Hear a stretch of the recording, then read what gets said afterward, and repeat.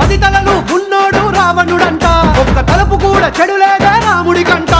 రామ రావణుల పెట్టి రామాయణ మాట గట్టి మంచి చెడుల మధ్య మనని పెట్టారంట.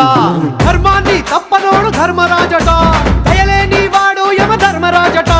వీడి బాట నడవకుంటే వాడి వేటు తప్పదంటూ ఈ బతుకును నాటకంగా ఆడిస్తున్నారంట. రంగా రంగా రంగస్థలాన ఆడడానికంటే ముందు సాధనంటూ చెయ్యలేని ఆట బొమ్మలవు అంట.